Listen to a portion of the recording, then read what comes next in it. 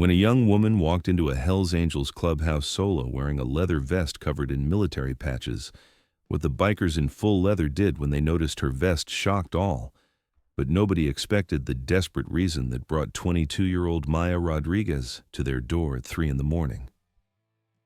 The clubhouse sat on the edge of downtown, a nondescript brick building with blacked-out windows and a dozen motorcycles parked out front, even at this ungodly hour. Maya's hands shook so violently she could barely grip the steering wheel of her Honda Civic as she pulled into the parking lot. Every instinct screamed at her to turn around, to find another way, to do anything except walk through that heavy steel door with the Death's Head logo painted on it. But there was no other way, not anymore. She killed the engine and sat in the darkness, staring at the clubhouse. Inside, she could hear music playing, the low rumble of male voices, the occasional burst of laughter. These were Hells Angels, actual Hells Angels. Her mother would have a heart attack if she knew Maya was even considering this, but her mother wasn't the one being hunted. Maya caught her reflection in the rearview mirror. Her eyes were red and swollen from crying. A bruise darkened her left cheek where Derek had grabbed her face tonight, his fingers digging in hard enough to leave marks. Her lip was split from where he'd backhanded her when she tried to scream. She looked like a victim, because that's exactly what she was. The leather vest she wore hung loose on her small frame. It had belonged to her brother Carlos, Marine Corps Sergeant Carlos Rodriguez, killed in action in Afghanistan 3 years, 2 months, and 14 days ago. The vest was covered in patches. Marine Corps emblems, unit insignias, a Purple Heart, an American flag, and across the back in bold letters, Rodriguez. She'd taken it from her closet tonight, desperate for any protection she could find, even if it was just the memory of her brother. Carlos had been her hero, 6 years older, strong and fearless, the kind of man who ran toward danger instead of away from it. He'd joined the Marines right out of high school and had made it his life. When he came home on leave, he'd tell Maya stories about the brothers he served with, about honor and loyalty and protecting those who couldn't protect themselves. He had also told her about the bikers. It was 2 years before he deployed for the last time. Carlos had participated in a charity ride for wounded veterans, and he'd ridden with the Hells Angels. Maya remembered him coming home excited, talking about how these bikers, these men everyone feared, had raised over $30,000 for disabled vets, how they'd treated the wounded soldiers with respect and dignity, how they understood brotherhood in a way most civilians never would. "If you're ever in real trouble, Maya," Carlos had said, his expression serious, "the kind of trouble where the normal rules don't apply anymore, you find them. You find the Hells Angels. They take care of their own, and they take care of people who served." At the time, Maya had laughed it off.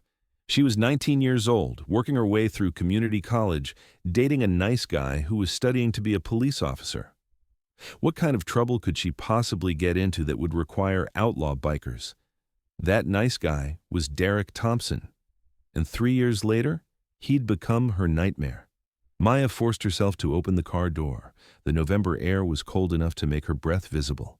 She pulled Carlos's vest tighter around her shoulders and walked toward the clubhouse entrance, each step feeling like she was walking toward her own execution. She knocked on the steel door. The music inside cut off immediately. Heavy footsteps approached, the door swung open, and Maya found herself staring up at a man who looked like he could break her in half without trying. He was massive, well over 6 feet tall, with a long gray beard, a shaved head covered in tattoos, and eyes that had seen things most people couldn't imagine. He wore a leather vest with patches that identified him as a Hells Angels member, and his arms were crossed over a chest the size of a beer keg. "We're closed," he said, his voice like gravel in a blender. "I need help." Maya's voice came out as barely a whisper. "Please, I need help." The biker's eyes narrowed, taking in her appearance, the bruised face, the split lip, the way she was shaking. Then his gaze dropped to her vest, and his entire demeanor changed. His eyes widened slightly as he read the patches, the name across the back. "Where'd you get that vest?" he asked, his voice still hard but with a note of something else underneath. Curiosity, maybe, or recognition. "It was my brother's, Carlos Rodriguez. He was a Marine. He died in Afghanistan." Maya's voice cracked. He told me if I was ever in trouble, real trouble, to find the Hells Angels. He said you rode with him for wounded veterans. He said you'd understand. The biker stared at her for a long moment. Then he called over his shoulder, "Reaper, you need to see this." Another man appeared in the doorway. This one was older, maybe late 50s, with salt and pepper hair pulled back in a ponytail, a weathered face marked with old scars, and sharp gray eyes that missed nothing. He wore a vest with a patch that read, "President." His gaze moved from Maya's face to her vest, and something flickered in his expression. "Carlos Rodriguez," he said quietly. It wasn't a question. "Marines, killed in action, 2021. We rode with him 4 times. Good man, one of the best." Maya felt tears streaming down her face. "He was my brother." Reaper's expression softened. "Come inside." The interior of the clubhouse was nothing like Maya expected. It wasn't dirty or chaotic. The main room was clean, with a long bar along one wall, pool tables, worn leather, couches and walls covered in photographs and memorabilia. A dozen men in Hells Angels vests turned to stare as Maya entered, their conversations stopping mid-sentence. "Give us the room," Reaper said. He didn't raise his voice, but every single man stood up immediately and filed out without question. Within 30 seconds, the main room was empty except for Maya, Reaper, and the massive biker who'd answered the door. "Sit," Reaper said, gesturing to a couch. "You're safe here. Nobody's going to hurt you. What's your name?" Maya Rodriguez." She sank onto the couch, her legs suddenly unable to hold her weight anymore. Reaper pulled up a chair and sat across from her. The other biker remained standing by the door, arms crossed, watching. "I'm Marcus Williams. People call me Reaper. This is Samuel Jackson. We call him Tiny." He said it without irony, despite the man being anything but tiny. "Tell me what happened." So Maya told them. Everything. She told them about Derek Thompson, how they'd met 4 years ago when she was 19 and he was 24, a rookie cop with a charming smile and big dreams, how he'd been sweet at first, attentive, protective, how that protection had slowly turned into control. He'd wanted to know where she was every minute, who she was talking to, what she was wearing, who she was with. The first time he hit her was 8 months into their relationship. A slap across the face when she talked to a male classmate at a coffee shop. He'd apologized immediately, crying, swearing it would never happen again. Maya had wanted to believe him. It happened again, and again, and again. By the time Maya worked up the courage to leave him, Derek was a full officer with 3 years on the force. She broke up with him, moved to a new apartment, changed her number. For 2 months she thought it was over. Then he found her. Derek showed up at her apartment at midnight, let himself in with a key she didn't know he'd made. When she tried to call 911, he showed her his badge and laughed. Who do you think they're going to believe? A cop or some hysterical girl?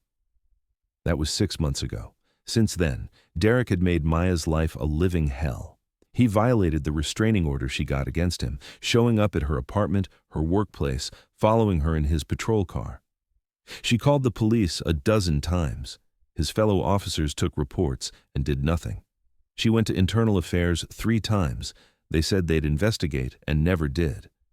She tried going to different precincts, explaining her situation to sergeants and captains. They all looked at her with either pity or suspicion, and nothing changed. The blue wall protected Derek. His brothers in blue closed ranks, and Maya had nowhere to turn.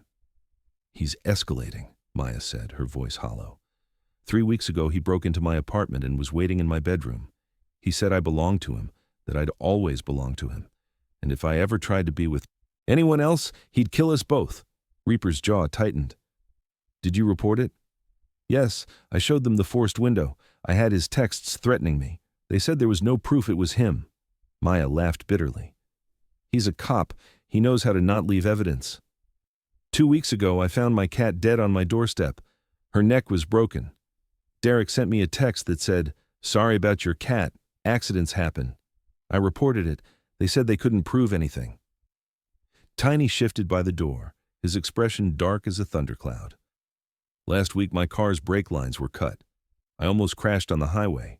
Derek called me that night and asked if I had any car trouble. When I reported it, they said it could have been random vandalism." Maya's hands clenched into fists. "Tonight, He broke in again. I was in the shower.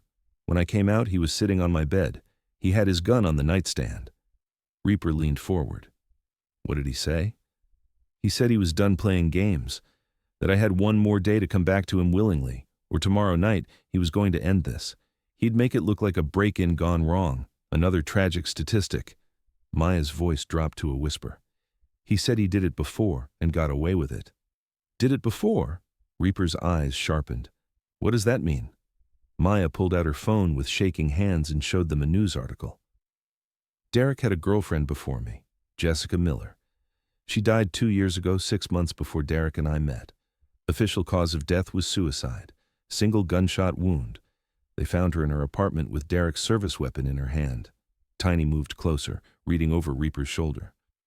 She shot herself with his gun?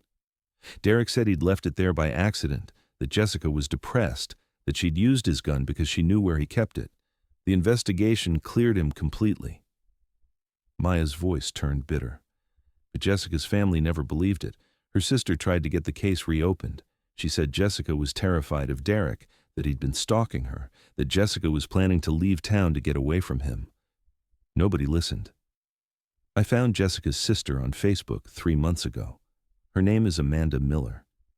She told me Jessica had filed a restraining order against Derek a week before she died.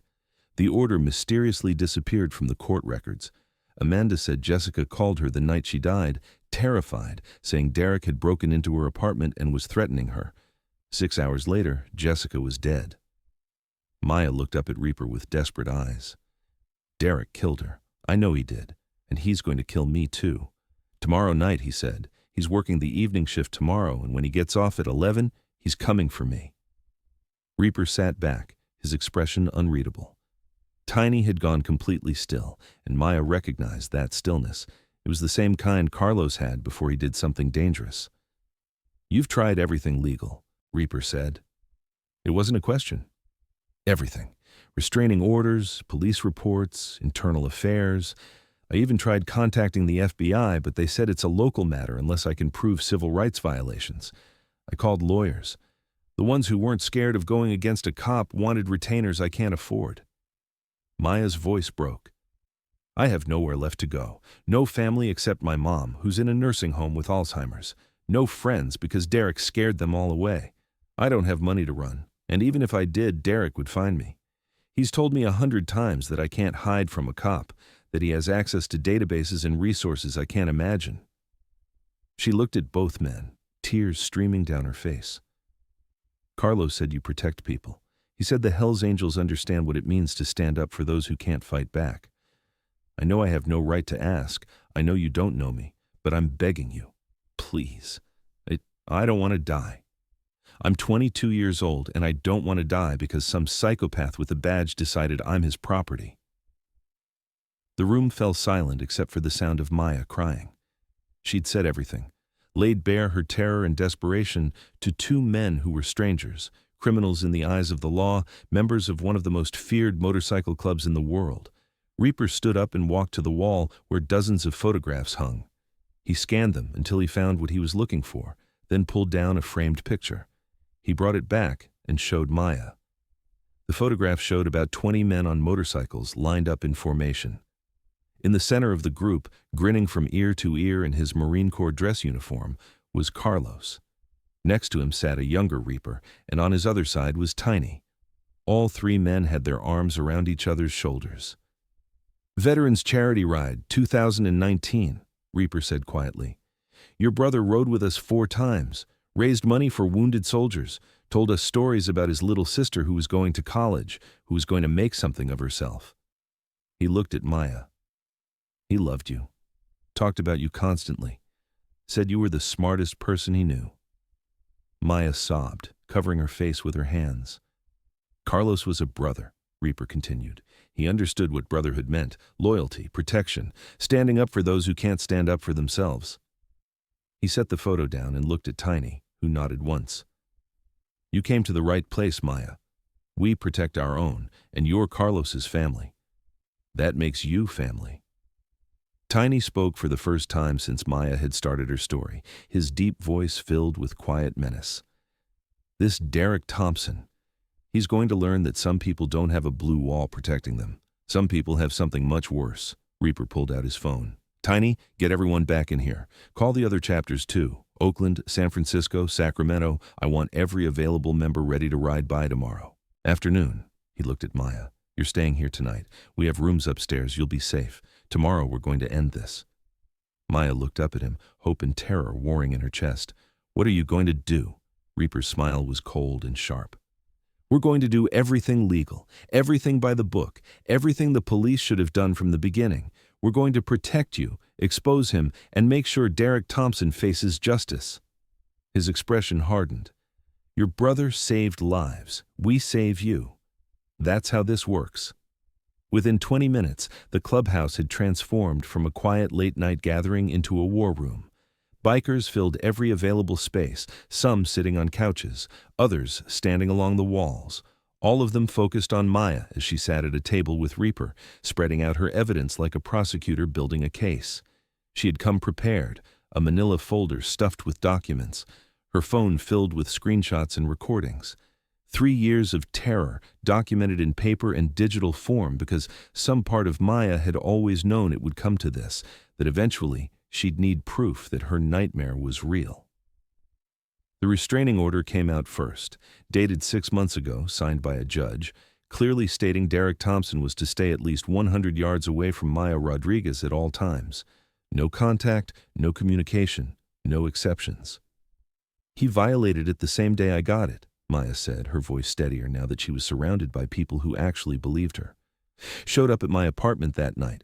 When I called 911, the responding officers were his buddies. They told me restraining orders are civil matters and I should call a lawyer.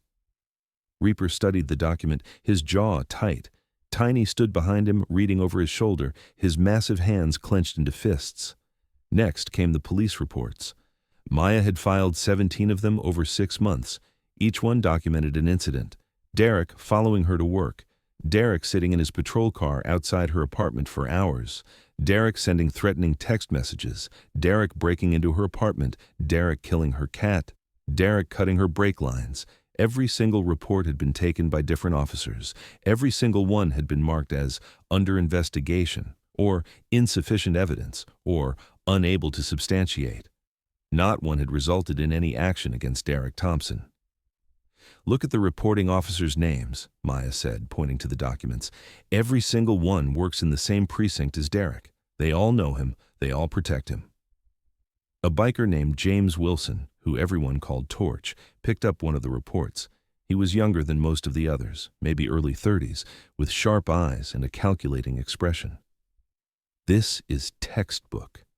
They're burying everything, shuffling it between officers so no one person has the full picture.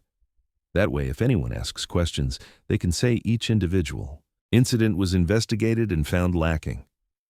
You sound like you know something about police procedure, Reaper said. I do. I was a cop for 8 years before I quit and joined the club. Torch set down the report, disgust written across his face. This is exactly how dirty departments cover for dirty cops. They create a paper trail that looks legitimate while making sure nothing actually happens. Maya pulled out her phone next, opening her messages. He texts me constantly, sometimes 20, 30 times a day. Threats, demands, telling me what he's going to do to me. She scrolled through the messages, and several bikers moved closer to read over her shoulder. The texts were chilling in their escalation. From 2 months ago. I miss you, baby. Why are you doing this to us? From 6 weeks ago. You think you can ignore me? I know where you are every second of every day. From 3 weeks ago. I saw you talking to that guy at the grocery store. Don't make me hurt him. From last week. Your cat was so sweet. Too bad about what happened. You should be more careful about who you let get close to you. From tonight, sent at 11:47 p.m. Tomorrow night, last chance. Come back to me or face the consequences. Your choice. He's not even trying to hide it, said a biker named Robert Martinez, called Smoke because he'd been a firefighter before retiring. He knows he's untouchable. Not anymore, Reaper said quietly. He looked at Maya. You said he did this before. Tell me everything you know about Jessica Miller. Maya pulled up the news article on her phone and passed it around. The headline read, Local woman's death ruled suicide. The article was short, clinical, giving basic details. Jessica Miller, age 25, found dead in her apartment from a single gunshot wound. Weapon belonged to her boyfriend, police officer Derek Thompson, who was not considered a suspect. Investigation concluded it was a tragic suicide. Jessica's sister Amanda gave me more information, Maya said. She sent me copies of text messages between her and Jessica from the week before Jessica died. Jessica was terrified. She said Derek was stalking her, threatening her, that she couldn't get away from him no matter what she did. Maya pulled up more screenshots, text messages between two sisters, 3 years old, desperation written in every line. From Jessica to Amanda.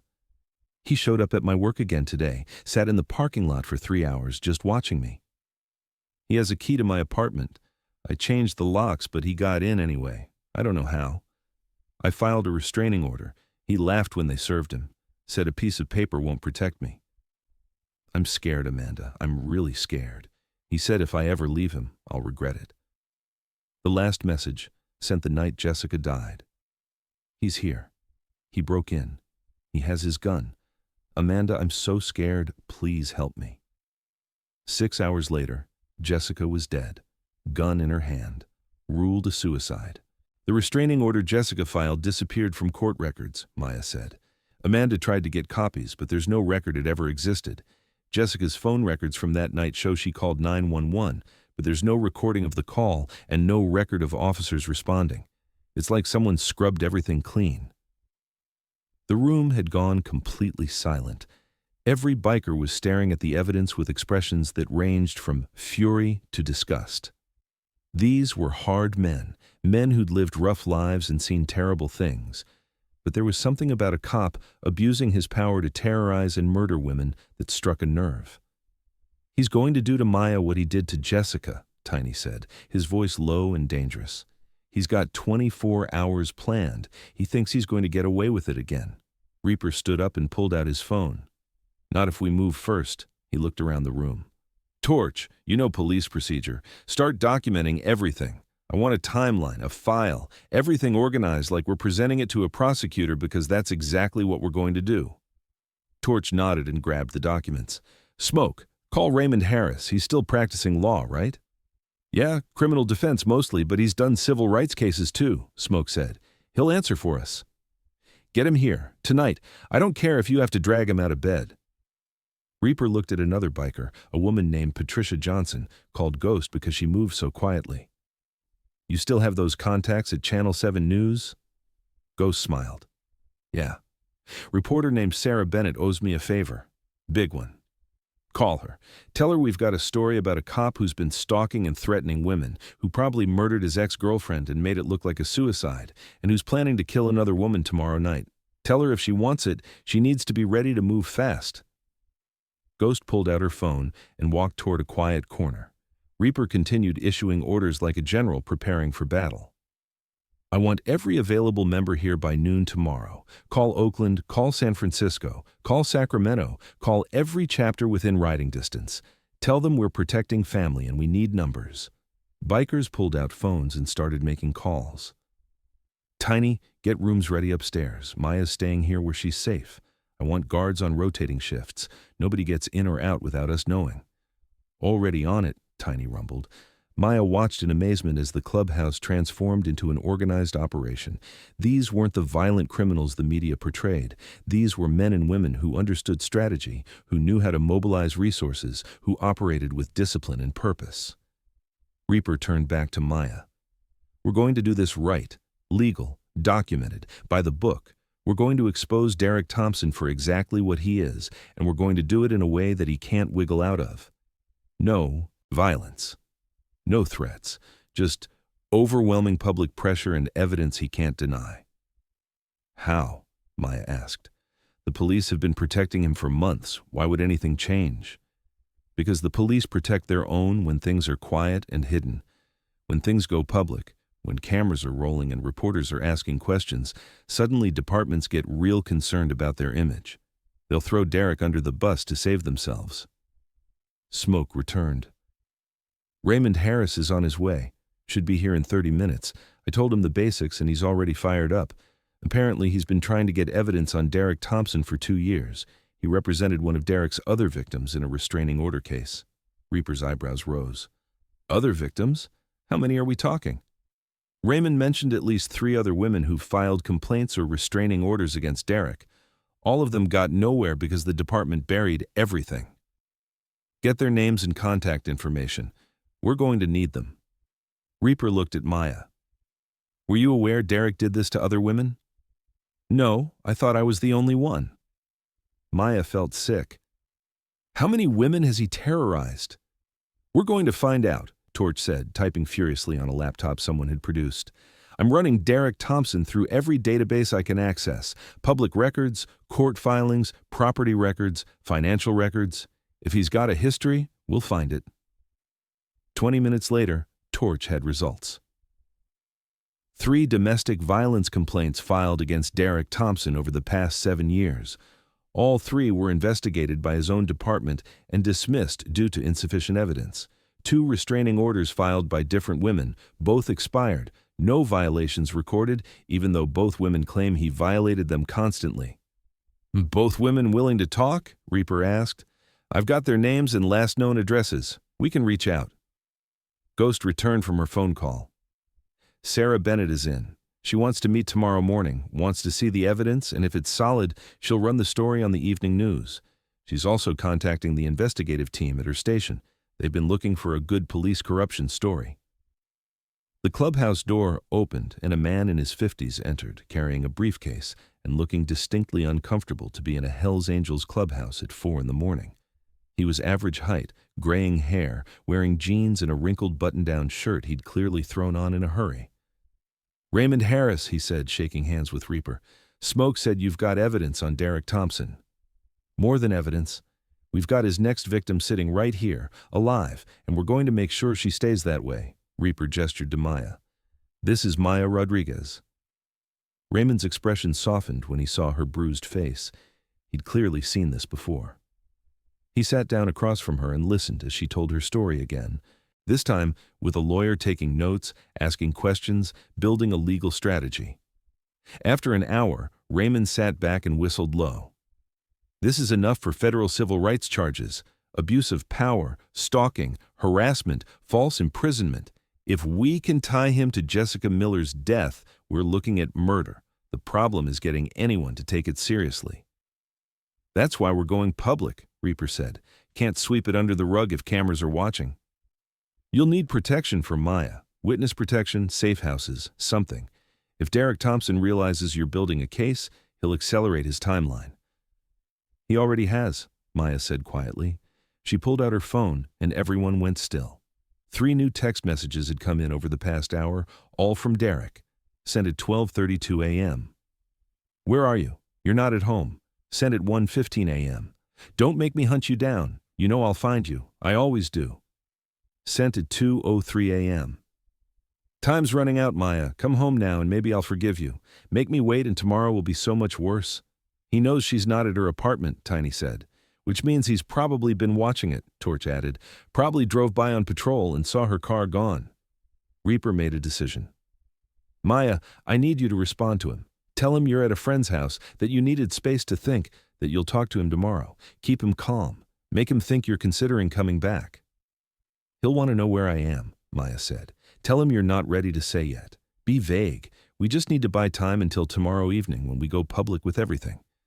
Maya's hands shook as she typed out a response. I'm at a friend's house. I needed time to think. Can we please talk tomorrow?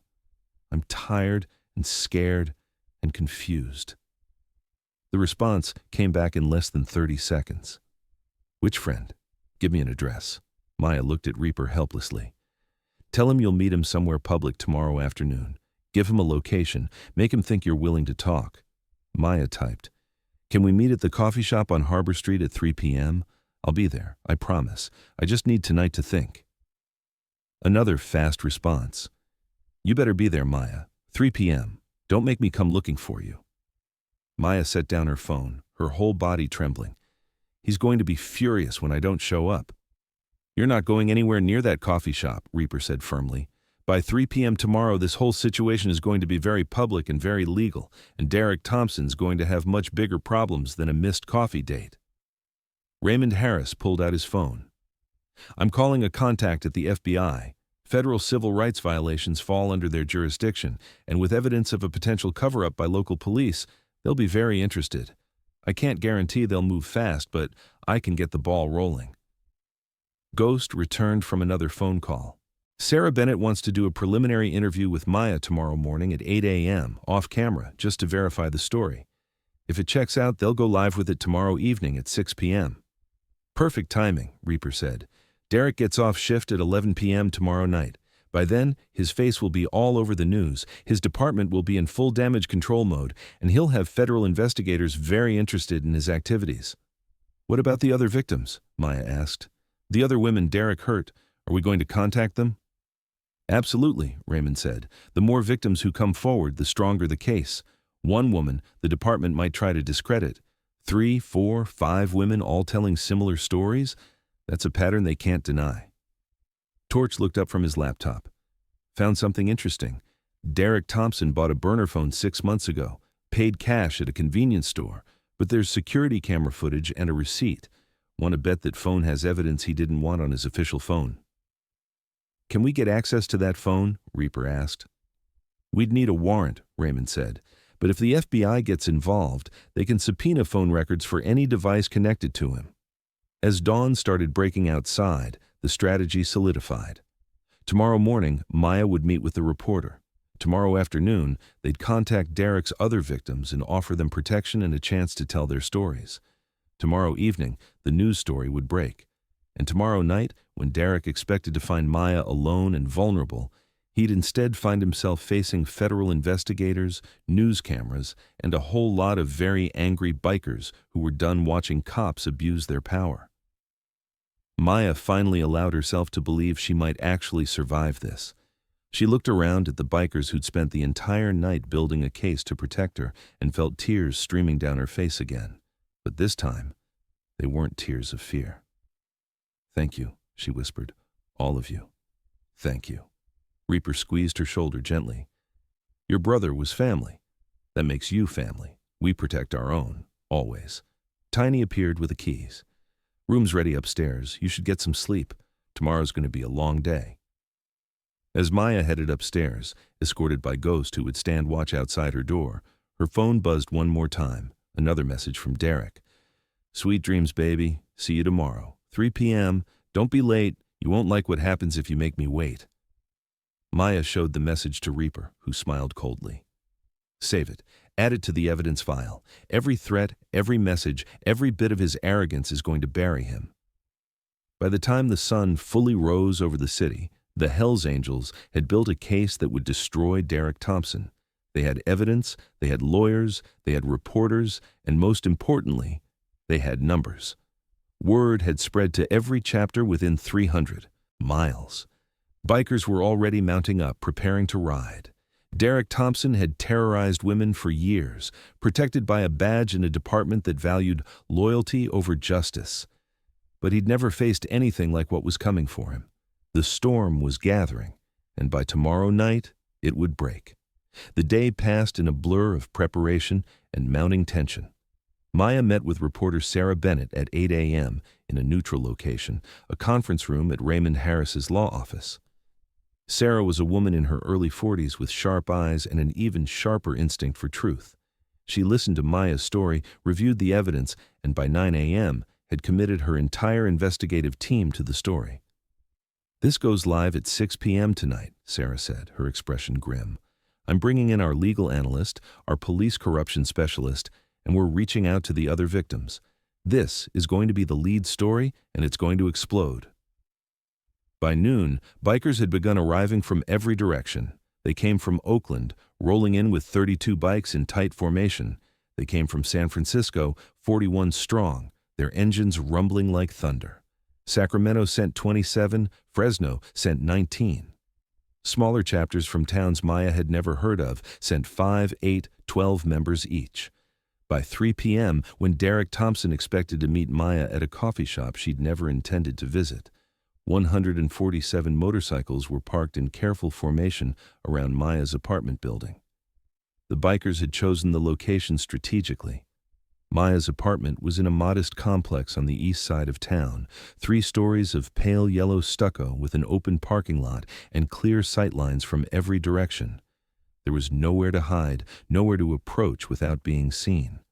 The bikes were arranged in concentric circles, creating a perimeter that looked almost military in its precision. Every entrance to the parking lot had bikers stationed nearby. Every exit was covered. They weren't blocking anything, weren't threatening anyone, just standing beside their motorcycles in full colors, arms crossed, watching. Neighbors started coming out to their balconies, staring in amazement at the sea of leather and chrome. Some looked nervous, others looked curious. A few elderly residents looked downright delighted, waving at the bikers who waved politely back. "Quite a turnout," Raymond Harris said, standing beside Reaper near the main entrance. He'd traded his wrinkled shirt for a proper suit, looking every inch the attorney ready for battle. "We take care of our own," Reaper replied simply. He was scanning the street, watching for Derek's patrol car. According to Torch, who'd been monitoring police scanners all day, Derek had finished his shift at the precinct and signed out at 10:43 p.m. His partner had noted in the log that Derek was handling personal business. Maya stood between Reaper and Ghost, wearing Carlos's vest again, surrounded by protection on all sides. She'd spent the afternoon giving her full statement to Sarah Bennett's camera crew, telling her story in excruciating detail. She'd cried through parts of it, her voice breaking when she talked about Jessica Miller, but she'd gotten through it. The footage was devastating, and it would air in less than 2 hours. The other victims had been contacted. 2 women who'd previously filed complaints against Derek had agreed to go on camera, their identities protected, telling stories that mirrored Maya's almost exactly. The stalking, the threats, the violation of restraining orders, the department looking the other way. Jessica Miller's sister Amanda had been reached by phone and had provided a statement describing her sister's terror in the days before her death. Everything was in place. The trap was set. Now they just needed Derek to walk into it. At 10:57 p.m., 3 news vans pulled up to the apartment complex: Channel 7, Channel 4, and Channel 12. Sarah Bennett climbed out of the first van, followed by her camera crew. The other stations had gotten wind of something big happening and had scrambled to cover it. Within minutes, cameras were set up, lights were positioned, and reporters were doing sound checks. "He's coming," Torch said, holding up his phone. He'd been tracking Derek's location through a contact who had access to the patrol car GPS system. 2 blocks away, Reaper nodded. "Everyone stay calm, stay legal. No one touches him, no one threatens him. We're just witnesses standing on public property. Let the cameras and the lawyers do the work." The rumble of bikers acknowledging his orders rippled through the crowd. These were disciplined people, many of them veterans like Carlos, who understood following orders and maintaining formation. They weren't here for violence. They were here to be an immovable wall between a predator and his prey. Derek's personal vehicle, a black Ford pickup truck, appeared at the end of the street. It slowed as it approached the apartment complex, and Maya could imagine Derek's confusion turning to alarm as he saw the motorcycles, the bikers, the news cameras all arranged in front of Maya's building. The truck stopped in the middle of the street. Through the windshield, Maya could see Derek's face, and even from this distance she could see his expression change from confusion to rage. He sat there for a long moment, engine idling, trying to process what he was seeing. Then he pulled over and parked 2 buildings down, the closest spot he could find. He climbed out of the truck, and Maya got her first look at him in over 24 hours. Derek Thompson was 30 years old, 6 feet tall, with the athletic build of someone who worked out religiously. He had dark hair cut military short, a square jaw, and the kind of conventionally handsome face that had charmed Maya when she'd first met him. He wore jeans and a leathered jacket, trying to look casual, but Maya could see the tension in his shoulders, the way his hand kept drifting toward his hip, where his off-duty weapon sat in a concealed holster. Derek started walking toward the apartment complex, his stride confident despite the obvious obstacle in his path. He was a cop, used to people moving out of his way, used to his authority being unquestioned. He got within 20 feet of the perimeter before Reaper stepped forward, flanked by Tiny and 4 other massive bikers. That's close enough, Reaper said. His voice wasn't loud, but it carried. Derek stopped, his eyes scanning the scene. The bikers, the cameras, the lawyers. Then his gaze found Maya, standing in the center of the group, and his expression twisted into something ugly. Maya, baby, what's going on? His voice was concerned, confused, the tone of a worried boyfriend. But his eyes told a different story. They were cold and calculating, already working on an angle. Why are all these people here? Are you okay? Before Maya could respond, Raymond Harris stepped forward, holding up a leather portfolio. Derek Thompson, my name is Raymond Harris, attorney at law. I'm here to inform you that we're filing federal civil rights violation charges against you, including stalking, harassment, abuse of power, witness intimidation, and conspiracy to obstruct justice.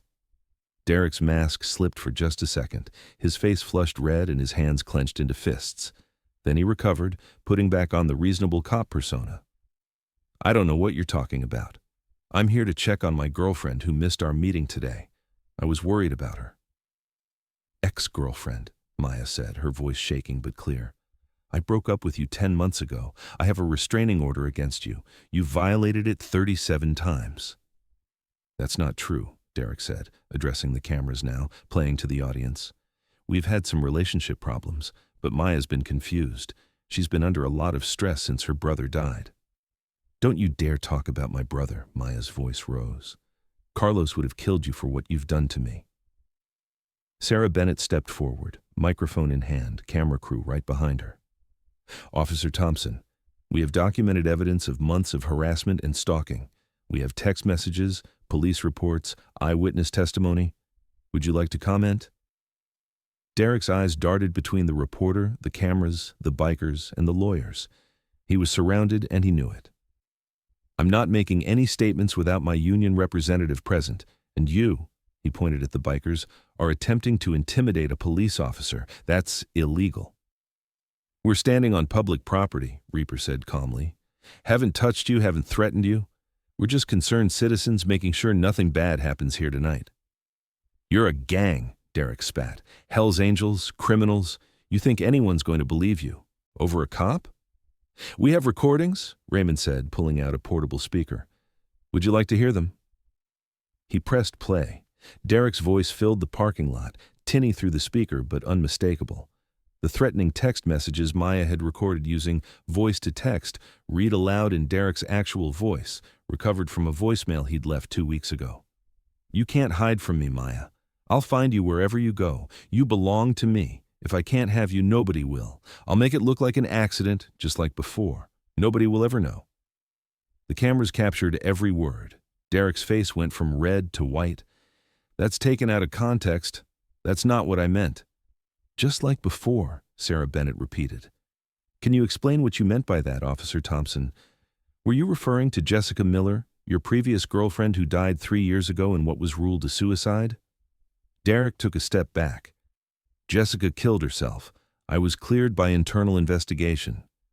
Jessica's sister is on record stating her sister was terrified of you, that she'd filed a restraining order that mysteriously disappeared, and that she called your sister the night she died saying you'd broken into her apartment. Sarah's voice was sharp, prosecutorial.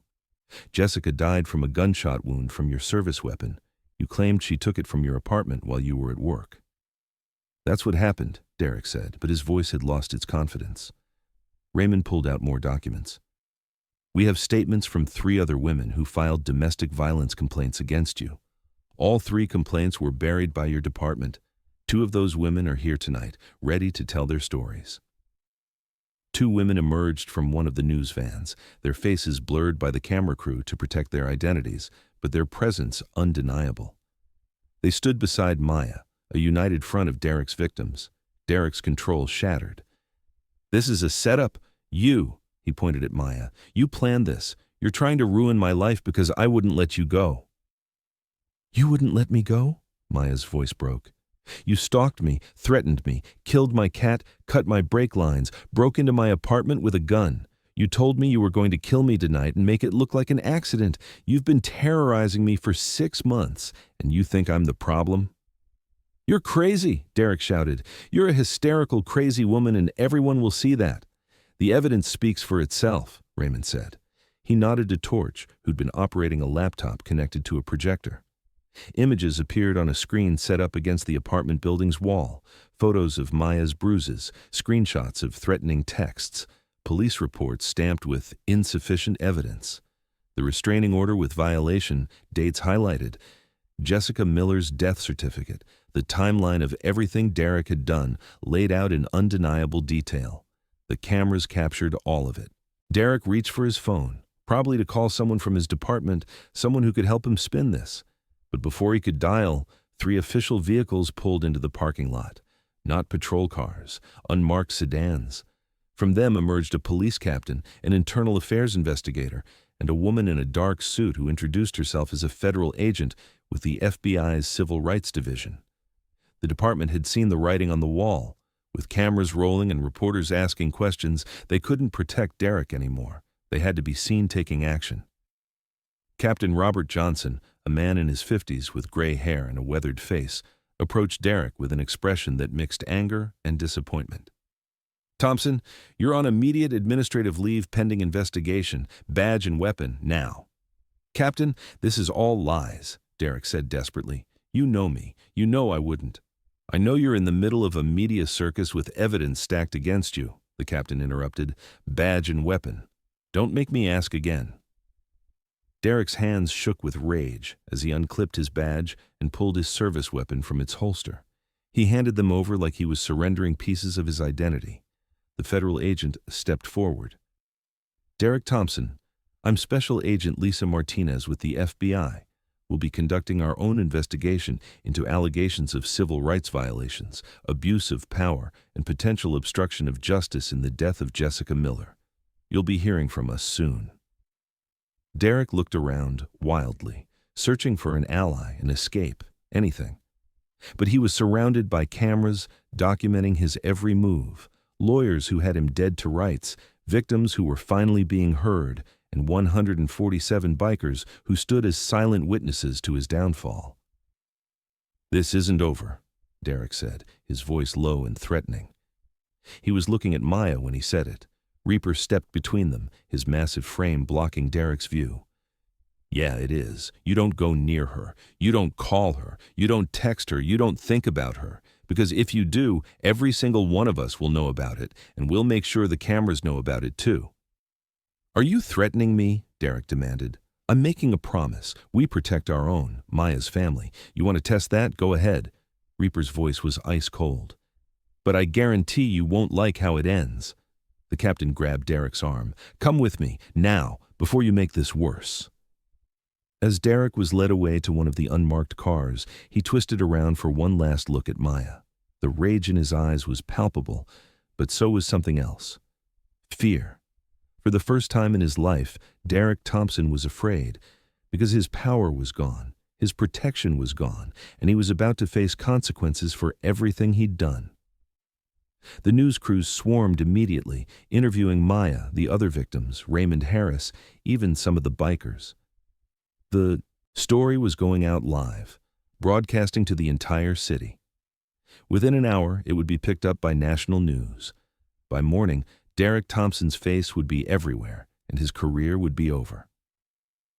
Maya watched the unmarked car drive away with Derek inside, and felt something break loose in her chest. The constant fear she'd been carrying for 6 months, the weight that had made it hard to breathe, suddenly lifted. She wasn't safe yet, not completely, but for the first time in half a year, she wasn't alone. She turned to find Reaper beside her. Is it really over? The immediate threat? Yeah, Derek's not going to risk coming near you with federal investigators watching him. The legal battle? That's just beginning, but you're not fighting it alone anymore. As midnight approached, the news crews packed up their equipment, promising to follow the story through its conclusion. The FBI agent gave Maya her card and said she'd be in touch. The other victims exchanged contact information, forming a support network of survivors. But the bikers didn't leave. They set up a rotation schedule, keeping watch through the night. Some slept on the ground beside their bikes. Others stayed awake, drinking coffee, talking in low voices. They were sending a message that would last long after tonight. Maya Rodriguez was under protection, and anyone who threatened her would have to answer to family. The federal investigation moved with a speed that shocked everyone except the Hells Angels, who'd seen enough of the system to know that when cameras were watching and public outrage was high, bureaucracy suddenly became very efficient. Within 48 hours of that confrontation in the parking lot, Special Agent Lisa Martinez had assembled a task force of 6 FBI agents, 2 forensic accountants, and a digital crime specialist. They descended on the police department with warrants for Derek Thompson's personnel file, his cases, his arrest records, and his communications. The department, facing a media firestorm and the very real threat of federal oversight, cooperated with an enthusiasm that bordered on desperation. Captain Robert Johnson personally handed over Derek's locker contents, his work computer, and access to his email accounts. The message was clear. Derek Thompson was no longer their brother in blue. He was a liability they needed to cut loose to save themselves. What the investigators found was damning beyond even Maya's worst fears. Derek had been meticulous in some ways and sloppy in others, a combination born from years of believing himself untouchable. His work computer showed over 300 unauthorized searches of police databases, looking up addresses, vehicle registrations, criminal histories, and personal information for dozens of women. He'd run Maya's information 17 times in 6 months. He'd run Jessica Miller's information 42 times in the 3 months before her death. But it was the burner phone that destroyed him completely. Derek had kept it in his gym bag, hidden under workout clothes in his locker. He'd thought himself clever, using it for communications he didn't want traced. But he'd made 2 critical mistakes. First, he'd never actually turned it off, meaning it had been pinging cell towers and creating a location history. Second, he'd backed up the phone to a cloud account using an email address he thought was anonymous, but had been created on his home computer, leaving a digital trail. The phone contained text messages that read like a serial killer's diary. Messages to Jessica Miller in the weeks before her death, detailing exactly how he'd get away with killing her. "No one will believe you over me," read one message. "I'm a cop. You're just a hysterical ex. If you try to leave me, I'll make it look like suicide. People will think you couldn't handle the breakup." Another message, sent the night Jessica died. "I'm coming over. Don't try to run. Don't try to call for help. You know I can make those calls disappear. This ends tonight, one way or another." The phone's location history placed Derek at Jessica's apartment at the time of her death, contradicting his official statement that he'd been at the gym. Security footage from the gym, reviewed again with fresh eyes, showed Derek leaving at 7:30 p.m. Jessica had called 911 at 9:15 p.m. She was found dead at 9:47 p.m. Derek's burner phone had been at her apartment from 8:52 p.m. to 10:31 p.m. The medical examiner who'd originally ruled Jessica's death a suicide was brought in for questioning. Under pressure and facing potential charges of his own for a sloppy investigation, he admitted the gunshot wound had always bothered him. The angle was wrong for self-infliction. The lack of gunpowder residue on Jessica's hands should have raised red flags. But Derek had been insistent. His fellow officers had backed his story, and the examiner had signed off on the ruling to avoid conflict. "I knew something was wrong," the examiner told investigators, his voice heavy with guilt. "But I convinced myself I was overthinking it. I failed that girl." Jessica Miller's death was officially reclassified as a homicide on the 4th day of the investigation.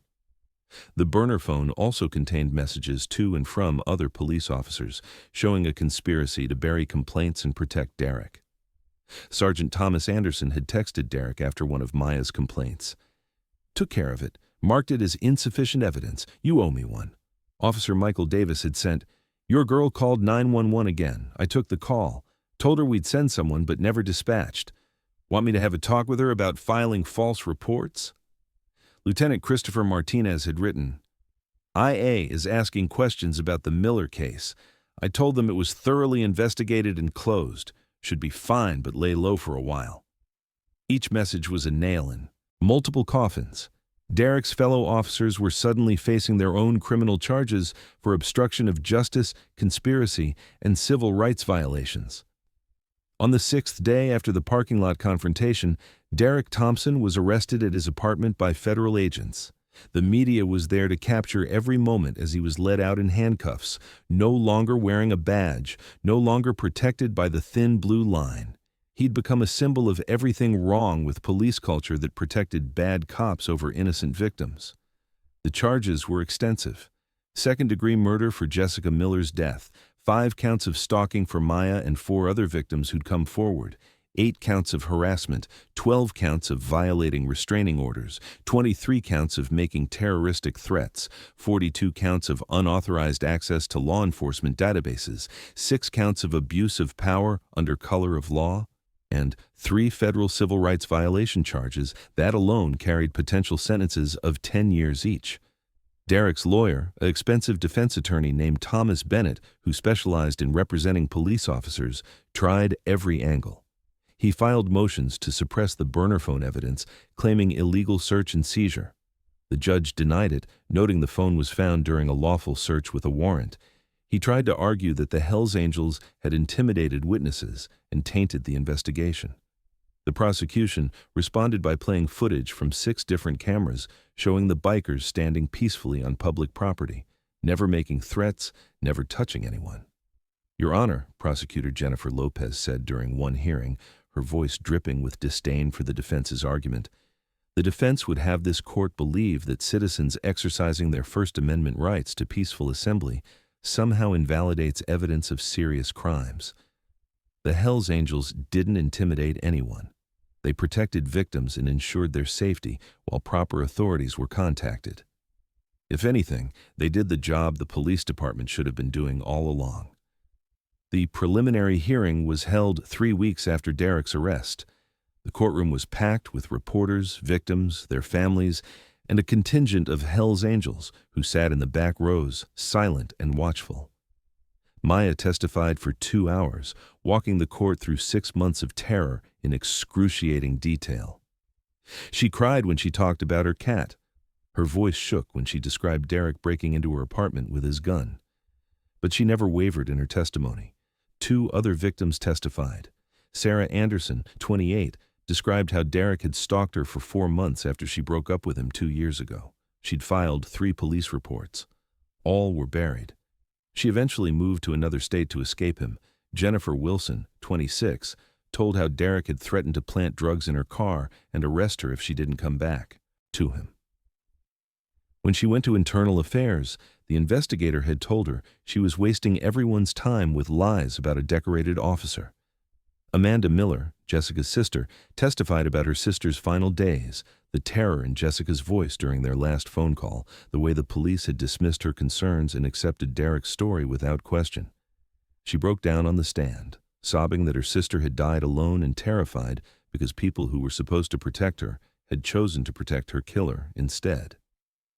When it was Derek's turn to testify in his own defense, his lawyer advised him to exercise his Fifth Amendment right against self-incrimination.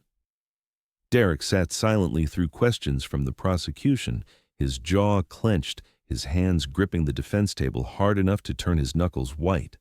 The man who'd terrorized women with his words suddenly had nothing to say. Judge Patricia Hernandez, a 62-year-old former prosecutor known for her no-nonsense approach to justice, listened to all the testimony and reviewed all the evidence. At the bail hearing, Derek's lawyer argued his client deserved to be released on bond. He had ties to the community, no prior criminal record, and wasn't a flight risk. Judge Hernandez looked at Derek with open contempt. The defendant is a former police officer who used his position of authority to terrorize multiple women over a period of years. He murdered his previous girlfriend and used his connections within the police department to cover it up. He stalked his most recent victim for 6 months, violated restraining orders repeatedly, and made explicit threats to kill her. He has demonstrated sophisticated knowledge of law enforcement procedures, which he used to evade detection and manipulate the system. She paused, letting her words sink in. The defendant is a clear and present danger to the community, particularly to women who have testified against him. He has shown no remorse, no accountability, and no respect for the law he once swore to uphold. He abused a position of public trust in the most egregious manner possible. Bail is denied. The defendant will remain in custody until trial." Derek's face went pale. His lawyer started to object, but the judge's glare silenced him. The trial was scheduled for 6 months out, but it never made it that far. As discovery proceeded and the evidence piled higher, Derek's lawyer had a come-to-Jesus meeting with his client. The prosecution had him dead to rights. The burner phone alone would seal his conviction on the murder charge. Add in testimony from multiple victims, fellow officers turning on him to save themselves, and forensic evidence that contradicted every lie he'd told. And Derek was looking at spending the rest of his life in prison.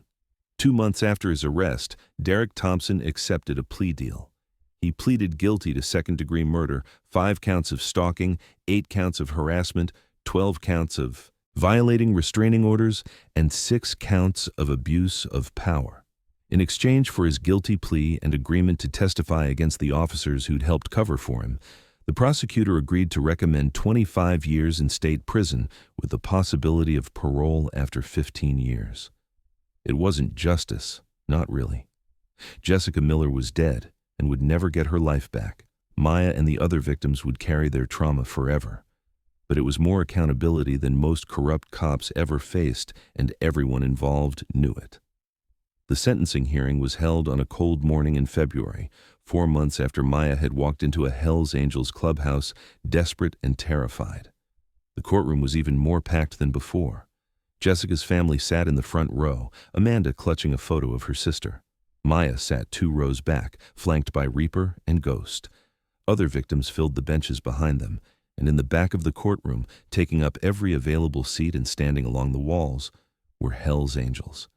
They'd come from every chapter within 500 miles, a silent show of support for the women Derek had hurt.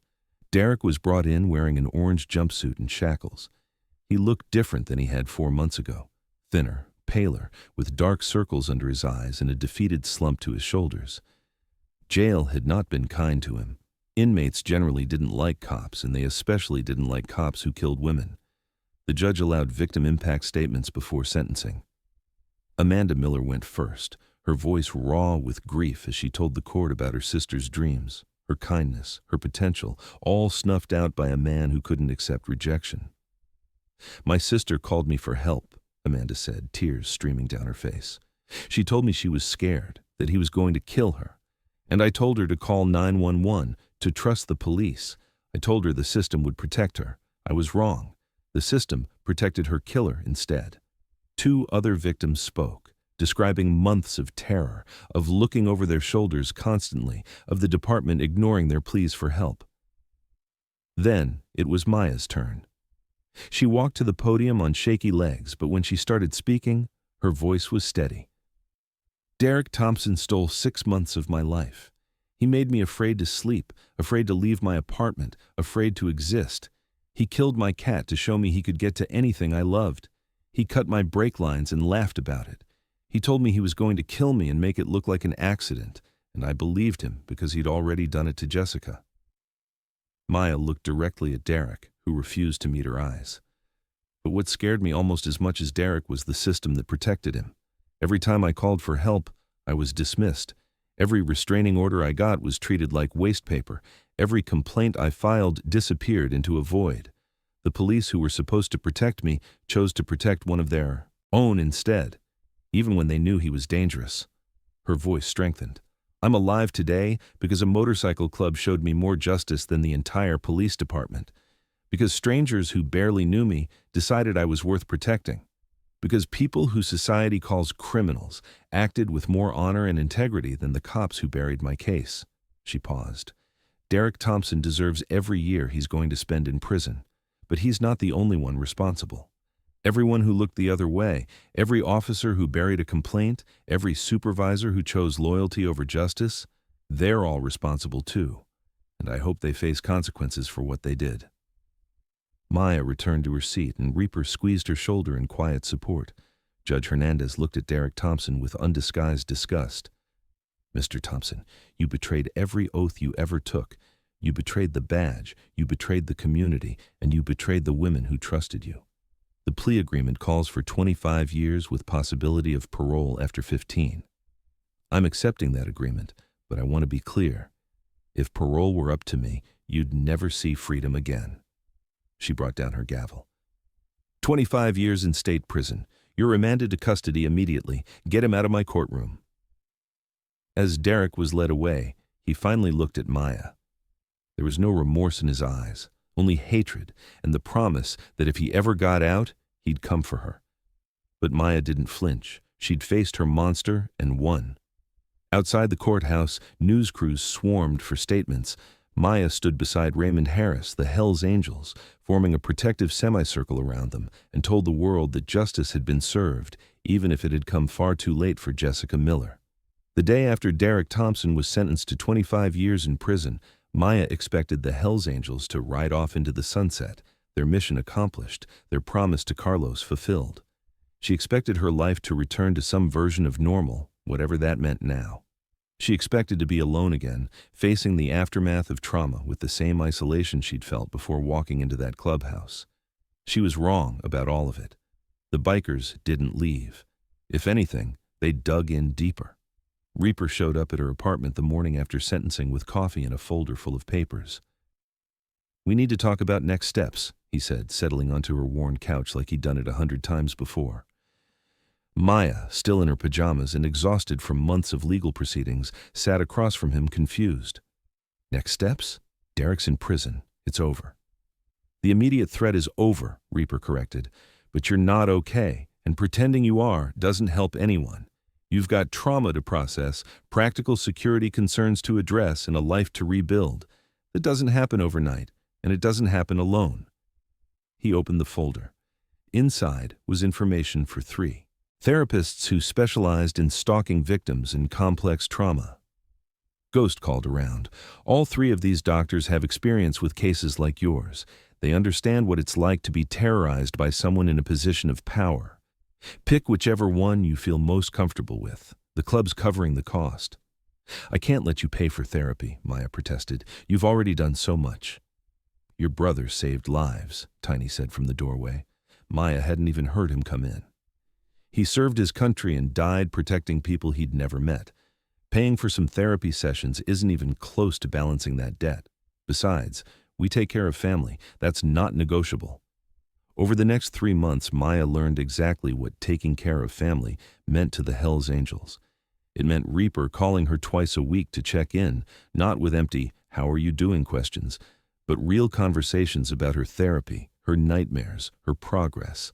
It meant Ghost showing up with groceries when Maya was too depressed to leave her apartment. It meant Torch installing a security system in her apartment that would make Fort Knox jealous, refusing payment beyond a home-cooked meal. It meant bikers maintaining a watch schedule around her building for 3 solid months, ensuring she never felt unsafe. They rotated shifts, different members taking turns parking their bikes nearby, present, but not intrusive. Maya would see them when she left for therapy or work, would wave, would sometimes bring them coffee. They'd nod, ask how she was doing, and continue their silent vigil. Her neighbors had been skeptical at first, nervous about having Hells Angels as a permanent fixture in their parking lot. But after a few weeks, something shifted. The elderly woman in apartment 12 stopped getting harassed by teenagers who'd been vandalizing mailboxes. The single dad in apartment 7 noticed his ex-wife's abusive boyfriend stopped showing up drunk at 2 a.m. The property manager reported a 30% drop in crime since the bikers arrived. Turns out having Hells Angels around was good for the neighborhood, but the bikers did more than just stand guard. They actively worked to help Maya rebuild her shattered life. 2 months after Derek's sentencing, Reaper brought up something Maya hadn't even considered. "This apartment has too many bad memories," he said during one of their regular check-ins. "Derek broke in here. He terrorized you here. Every time you walk through that door, you're reminded of what he did. You need a fresh start." Maya had thought about it, of course, but moving required money she didn't have, time she didn't have, energy she definitely didn't have. The thought of packing up her life, finding a new place, going through the whole process felt overwhelming. "We're going to help you move," Reaper said, reading her expression. "I've got 3 guys in the club who work construction. They'll check out any place you're considering, make sure it's secure, install proper locks and reinforcements. Tiny knows a property manager who's got a vacancy in a better neighborhood, better security, better everything. If you like it, he'll waive the deposit and first month's rent." "Why would he do that?" Maya asked. Tiny grinned. "Because I once helped him with a problem involving his daughter's abusive ex-boyfriend. He owes me. This is how family works, Maya. We all help each other." The new apartment was in a complex on the north side of town, third-floor corner unit, with good sight lines and a security-conscious property manager. It had better lighting, newer locks, and most importantly, no memories of Derek Thompson. The Hells Angels descended on moving day like a well-organized army. 12 bikers showed up with trucks, dollies, and enough muscle to move Maya's entire life in 3 hours. But they didn't just move furniture.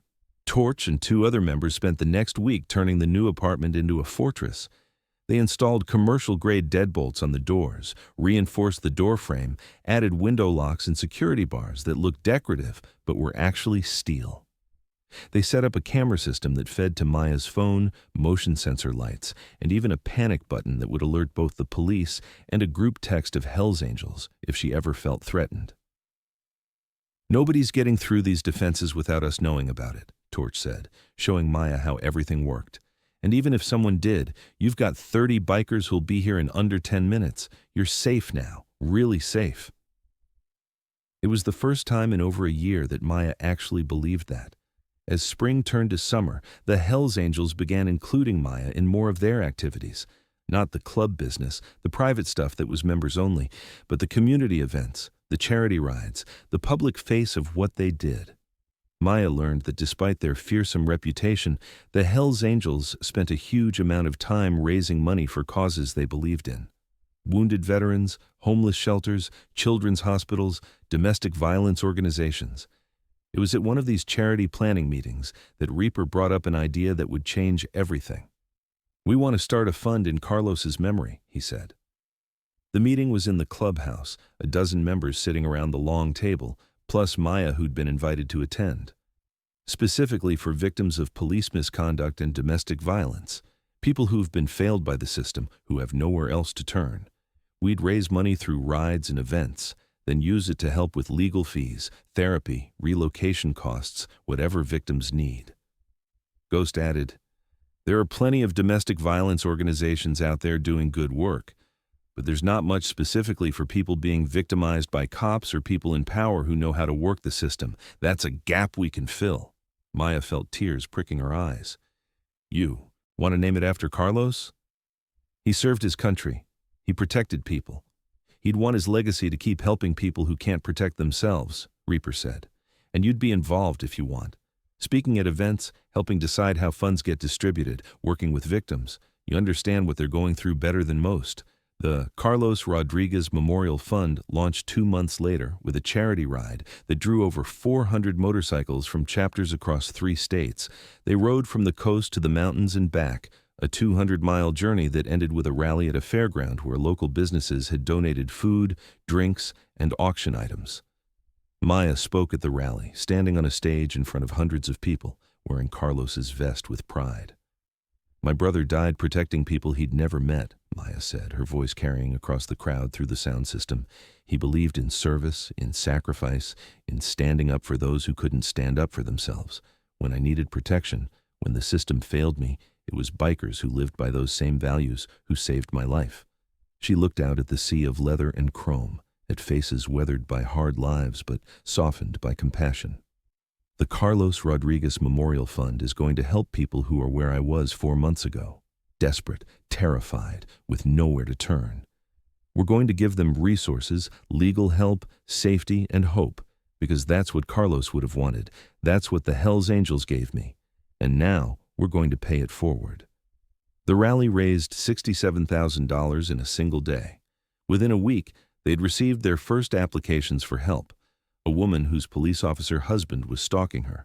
A man whose ex-wife was a district attorney using her connections to deny him custody of his kids. A teenager whose school resource officer had been sexually harassing her and threatening her family when she tried to report him. Maya worked with Raymond Harris and a board of Hells Angels members to evaluate each case, determine legitimacy, and provide support. Some needed lawyers, some needed safe housing, some just needed someone to believe them and help them navigate a system designed to protect the powerful. Maya found purpose in the work. For the first time since Derek had entered her life, she felt like herself again. Not the scared girl hiding in her apartment, not the victim who'd lost control of her life, but Maya Rodriguez, strong and determined, with a mission that mattered. Her therapist, Dr. Sarah Thompson, a woman in her 50s who specialized in trauma recovery, told her that finding purpose after trauma was one of the most powerful forms of healing. You're taking what happened to you and transforming it into something that helps others. That's not just healing, Maya, that's growth. The Hells Angels kept including her in their world. When they held their annual Veteran Memorial Ride, in November, nearly a year after Maya had walked into their clubhouse, Reaper asked her to attend. The ride honored fallen service members, with the club maintaining a memorial wall in their clubhouse where names were permanently etched. Maya stood in front of that wall and saw dozens of names: soldiers, Marines, sailors, airmen who died in service. And there, freshly added in elegant script, was Carlos Rodriguez, USMC, followed by his dates of service and the date he died in Afghanistan. He was always going to be on this wall, Reaper said quietly, standing beside her. We honor all our brothers and sisters who served, but now every time we ride for veterans, we're riding for Carlos specifically. His sacrifice, his service, his legacy. Maya traced her brother's name with her fingers, tears streaming down her face. Thank you. This would have meant everything to him. It means everything to us, Reaper said. He's family. Always was. Always will be. As the memorial ride concluded, Reaper gathered the club in the main room of the clubhouse. Maya stood uncertainly to the side, not sure if she should leave, but Ghost pulled her forward into the circle. We've got some club business to handle, Reaper announced. Maya Rodriguez, step forward. Maya's heart pounded as she moved to the center of the room, surrounded by over 100 bikers, all watching her with expressions she couldn't quite read. Reaper held up a leather vest, similar to the ones all the members wore, but customized. It had patches on it, a Hells Angels logo, the words, honorary member, and on the back above the main patch, in bold letters, Rodriguez. Your brother earned his place in this family through service and sacrifice, Reaper said. You earned yours through courage and strength. You walked into this clubhouse alone, terrified, with nothing but hope in your brother's vest. You trusted us when you had no reason to. You fought when most people would have given up. You survived, and then you turned that survival into purpose. He held out the vest. The Hells Angels Motorcycle Club doesn't make people honorary members lightly. We've done it maybe a dozen times in our history. But you've earned it, Maya. You're family. You've always been family, but now it's official. Maya took the vest with shaking hands, tears blurring her vision. The room erupted in applause, bikers pounding on tables, engines revving outside in celebration. Ghost helped her put it on over Carlos's vest, layering them together, combining her brother's legacy with her own. I don't know how to thank you, Maya whispered. You already have, Reaper said. Every time you help another victim through the fund, every time you speak up about police accountability, every time you show other survivors that they can overcome trauma and build something beautiful from broken pieces. That's all the thanks we need. Over the next year, Maya's life transformed in ways she never could have imagined. She continued therapy, working through her trauma while building healthy coping mechanisms. She volunteered 20 hours a week with domestic violence organizations, using her experience to help other survivors. She became a vocal advocate for police reform, speaking at city council meetings about the need for better accountability and independent oversight of misconduct complaints. And she learned to ride. It started as a joke. Tiny had mentioned that if Maya was going to wear the vest, she should probably learn what it meant to be on two wheels. But then Ghost offered to teach her. And suddenly, Maya found herself in a parking lot on a small bike, learning balance and control and the unique freedom that came from riding. She fell in love with it, the wind in her face, the rumble of the engine between her legs, the sense of power and control that she'd lost during Derek's reign of terror and was now reclaiming in the most unexpected way. 6 months of practice and Maya got her motorcycle license. The Hells Angels threw her a party and presented her with a helmet custom painted with her brother's Marine Corps emblem. Maya started riding with the club on charity events, her smaller bike keeping pace with the massive Harleys around her. She rode in the Carlos Rodriguez Memorial Fund rides, raising money to help other victims. She rode in veteran events, honoring her brother and all who'd served. She rode just for the joy of it, for the freedom, for the feeling of being alive and strong and unbreakable. 2 years after walking into that clubhouse at 3 a.m., Maya stood in line at the registrar's office of the state university, enrolling in law school. She'd spent those 2 years working, healing, volunteering, and preparing. She'd taken the LSAT and scored high enough to get scholarship offers. She'd written an application essay about surviving stalking and police corruption, about finding justice through unexpected allies, about wanting to become a victims' rights attorney who fought for people the system ignored. Reaper and Ghost attended her law school orientation, sitting in the back of the auditorium in full colors, looking wildly out of place among the young students in business casual attire. But they were there because family showed up for important moments, no matter how uncomfortable the chairs or how many judgmental looks they got.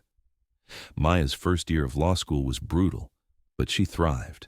She joined the legal aid clinic, working on cases involving domestic violence and police misconduct. She used everything she'd learned, everything she'd survived, to help clients who were living her nightmare. Professors noticed her passion and her insight. Classmates came to her for advice when they had clients they didn't know how to help. The Carlos Rodriguez Memorial Fund continued to grow, now helping 50 to 60 victims a year with legal fees, therapy, relocation, and support. Maya served on the board, helping make decisions about who to help and how. She spoke at fundraising events, her story inspiring others to donate and support the cause. And through it all, the Hells Angels remained a constant presence in her life, not hovering or controlling, but there. Sunday dinners at the clubhouse, rides on weekend mornings, phone calls checking in, showing up when she had a bad day or a nightmare about Derek, standing in the back of her law school mock trials, supporting her. 3 years after Derek's sentencing, Maya got a phone call from the prison. Derek Thompson was up for a parole hearing, though everyone knew he wouldn't get it this early. Still, victims had the right to submit impact statements. Maya wrote hers carefully, describing the lasting impact of Derek's abuse, the years of therapy it had taken to feel safe again, the ways his actions had changed her life forever. She submitted it along with letters from Jessica Miller's family, from the other victims, and from a list of Hells Angels who'd witnessed the aftermath of Derek's crimes. Derek's parole was denied. He'd serve at least another 12 years before he could apply again. When Maya got the news, she called Reaper first. "He's staying in prison," she said, relief flooding through her. "Good," Reaper said simply. "You can move forward knowing he's not coming out anytime soon."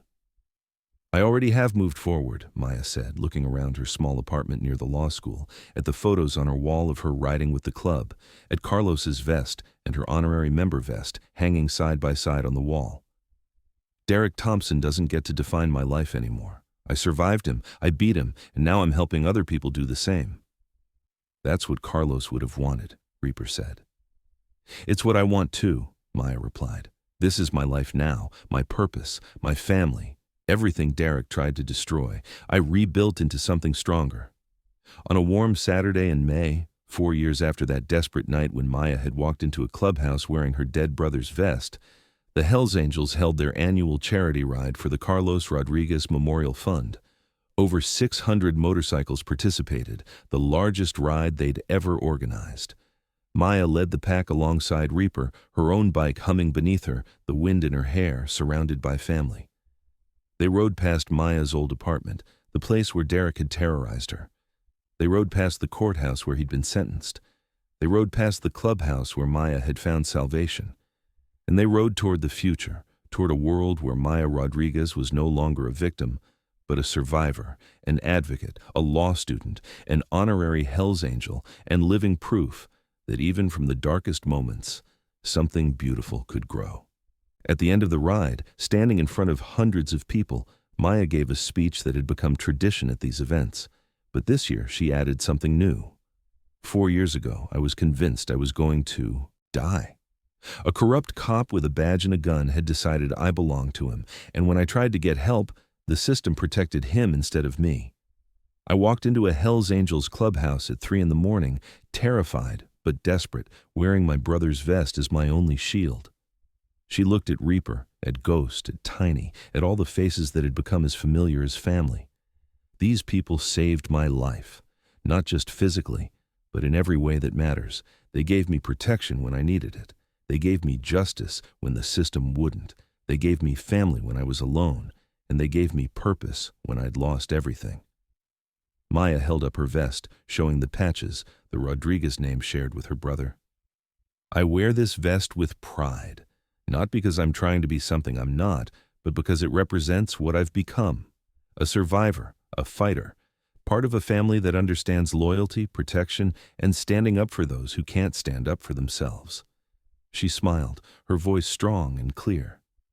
Derek Thompson tried to destroy me. Instead, he led me to people who helped me become stronger than I ever imagined. The Carlos Rodriguez Memorial Fund has helped 218 victims in 4 years. I'm finishing law school next year, and I'm going to spend the rest of my life fighting for people the system fails. And every single day, I thank God I was brave enough to walk through that clubhouse door and ask for help. The crowd erupted in applause. Engines revved, and Maya Rodriguez, wearing 2 vests and carrying 2 legacies, looked at her future and smiled. She was home, she was family, and she was free.